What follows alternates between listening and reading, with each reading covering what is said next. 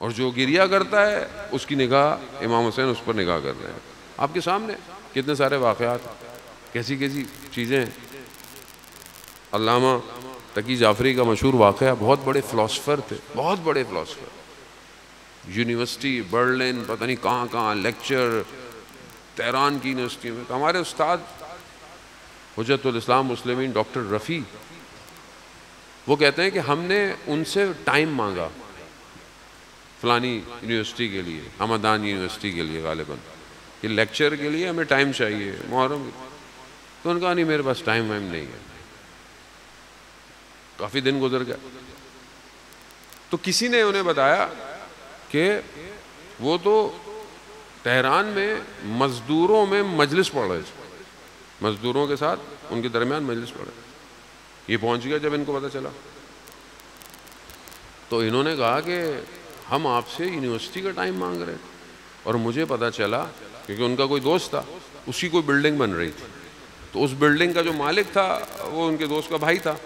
تو انہوں نے کہا کہ ایسی مزدور مجلس کر رہے ہیں تو چلو ہم بھی چلتے ہیں، جا کے دیکھتے ہیں مزدور ہیں. انہوں نے کہا تھا کہ مجلس، تو دیکھا تو علامہ تقی جعفری پڑھ رہا ہے. تو انہوں نے اس سے پوچھا کہ آپ ہمارے میں یونیورسٹی کو ٹائم نہیں دے رہے، آپ مزدوروں کی مجلس پڑھ رہے ہیں. تو انہوں نے کہا کہ میں روڈ سے گزر رہا تھا، روڈ کراس کر رہا تھا، یہ مزدور میرے پاس آئے. کہا شیخ، وہ تو نہیں جانتے تھے کون ہے یہ.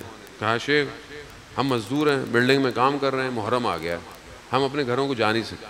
ہم نے اپنے مالک سے پوچھا ہے تو اس نے بولا کسی ایک کمرے کو کالے کپڑے لگا لو اور اسی کو امام بارگاہ بنا لو تھوڑے دنوں کے لیے. تو کہا ہم نے کالے کپڑے لگا دیے، اب ہمارے پاس ممبر ہے، ممبر ہی نہیں ہے. یعنی ہم نے بنا تو لیا لیکن وہاں پر پڑھنے والا کوئی نہیں ہے. تو شیخ اگر تم روز آ کر ہمیں کچھ مجلس پڑھ دیا کرو. وہ علامہ تقی جعفری ہے، اب مزدوروں کو بتا. علامہ کہتے ہیں کہ میں نے دل میں یہ سوچا کہ اگر کوئی میری زندگی میں مجلس قبول ہوگی تو یہی ہوگی، کیونکہ یہ مجھے نہیں جانتے، یہ مجھے نہیں جانتے تو یہ بس اس خلوص کے ساتھ آئے. تو کہا میں کیا، میں مجلس پڑھنا شروع. اجزانے موت امام حسین نیتوں کو دیکھتے ہیں. ہمارے لیے ہوتا ہے نا جی بڑی مجلس، چھوٹی مجلس، نیاز والی مجلس، فلانی مجلس، نا ہم خود پھنسے ہوئے ہیں ان چیزوں میں. ہم آپ کو کیا بتائیں، ہم سمجھتے ہیں بڑا رش ہوگا تو وہ مجلس قبول ہوگی، ایسا کچھ نہیں. ہم ہے نا بڑا اتنے لوگ بیٹھے ہیں جی کیا بات ہے،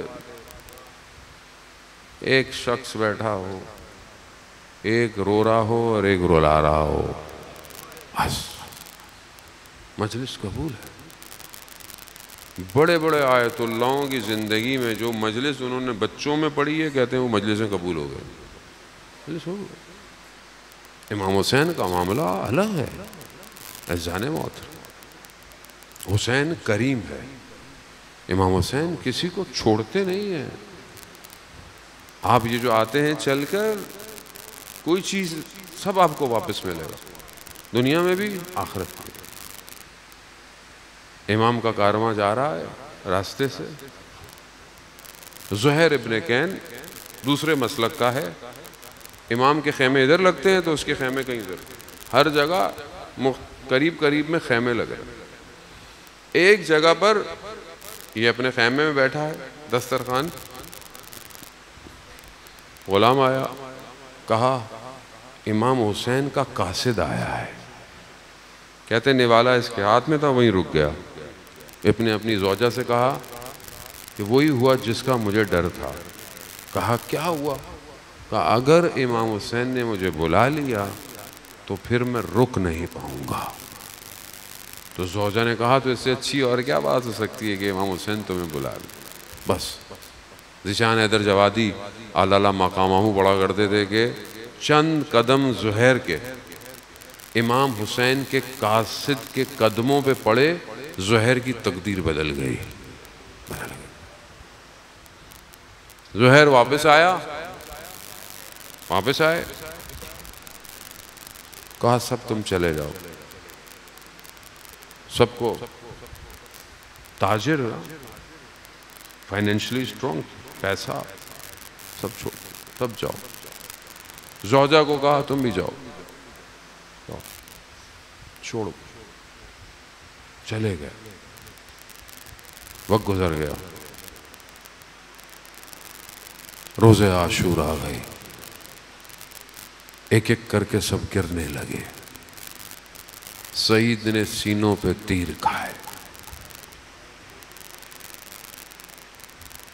مسلم ابن اوسجہ گرے، حبیب ابن مظاہر کے دوست ہیں، حبیب پہنچے۔ مسلم کوئی وصیت ہے، جبکہ جانتے ہیں کہ خود بھی نہیں رہیں گے، مگر رکے نہیں۔ کہا ہاں حبیب، امام کی طرف اشارہ کیا، حبیب جب تک زندہ رہنا زہرا کے لال کا بال نہ ٹوٹے، بال نہ ٹوٹے۔ ایک ایک کر ایک ایک کر کے گر رہا ہے۔ وہاب ابن قلبی کا سر تن سے جدا ہوا، نیا نیا شادی شدہ شخص ہے، نیا نیا مسلمان ہے، سر تن سے جدا ہوا، سر اہانت کر دیا۔ ماں نے سر واپس بھیج دیا، کہا جو چیز ہم دے دیتے ہیں اسے واپس نہیں لیتے۔ ایک ایک کر صحابی گرتے جا رہے ہیں۔ زہیر ابن کین بھی لگے، سب کے بدن پر امام حسین آئے، سب کے بدن۔